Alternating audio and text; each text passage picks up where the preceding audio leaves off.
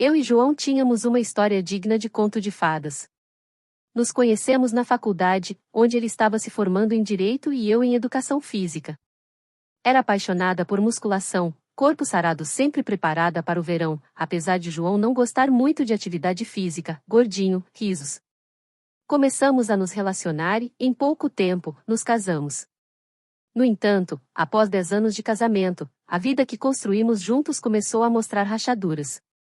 O trabalho de João como policial tornou-se uma sombra em nossa vida. Ele trazia para casa o peso dos problemas da rua, e eu notava como ele se tornava cada vez mais fechado e distante. As noites antes repletas de conversas e risadas depois do trabalho agora eram consumidas por silêncios e olhares vazios. Eu comecei a me sentir solitária, como se estivesse desaparecendo na rotina monótona e sufocante. Nem me procurar mais na cama ele estava querendo. Um dia, algo mudou. Estava voltando do meu trabalho na escola municipal aqui no Rio de Janeiro, quando ao entrar no prédio percebi que a empresa responsável pela vigilância foi trocada.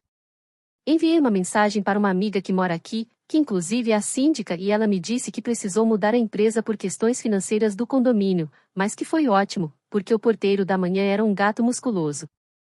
Juro que fiquei pensando e imaginando como seria esse homem quando ela disse, mas desliguei o telefone e fui fazer meus afazeres da casa.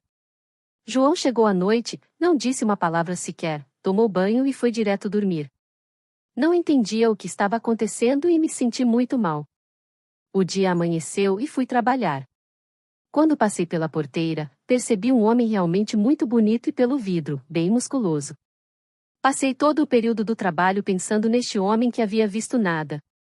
Ao voltar, fiz questão de parar para conhecê-lo e realmente, além de lindo e forte, era extremamente simpático e educado. Se chamava Pedro e era 8 anos mais novo do que eu. Fiquei meio quente até conversando com eles poucas palavras. Ele tinha olhos penetrantes e um sorriso que irradiava calor. Cada vez que eu passava pela portaria, Pedro estava lá, sempre com um cumprimento amigável e um olhar que me fazia sentir especial. Comecei a procurar essas interações mais frequentemente, encontrando um conforto inesperado nas gentilezas de Pedro. Enquanto João se tornava ainda mais ausente, comecei a desconfiar de suas ações. Encontrei mensagens suspeitas no celular de João e comecei a me perguntar se ele me estava traindo. Sentindo-me desamparada e traída, encontrei em Pedro a atenção que tanto me faltava. Os encontros casuais na portaria se tornaram conversas rápidas, e essas conversas se tornaram longas trocas de olhares e confidências. Pedro sempre me ouvia com atenção, seus olhos brilhando de interesse. Eu falava de tudo com ele, sempre despistando dos demais moradores do prédio, mas sempre marcando presença na portaria para que recebesse a atenção dele. Uma tarde chuvosa, enquanto João estava no trabalho, decidi sair para espairecer depois do trabalho. Normalmente eu não usava o elevador e preferia descer as escadas porque morava no 3º andar. Ao descer as escadas de incêndio, encontrei Pedro. Ele estava consertando uma lâmpada que queimou, mas parou ao me ver. Naquele momento senti que poderia desabafar sem que não ficasse me preocupando se alguém visse.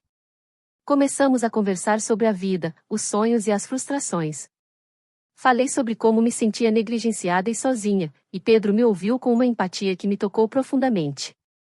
A proximidade dele na escada estreita fez com que meu coração disparasse, fiquei imaginando ele lá na minha casa, no meu quarto.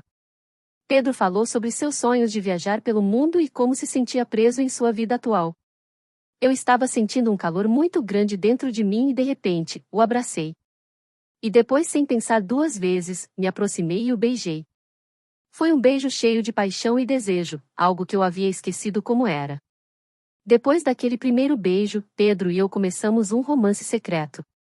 Nos encontrávamos sempre que podíamos, nas escadas, no elevador e, às vezes, até na portaria quando não havia ninguém por perto. Cada encontro era carregado de tensão e excitação. Eu me sentia viva novamente, algo que há muito havia desaparecido.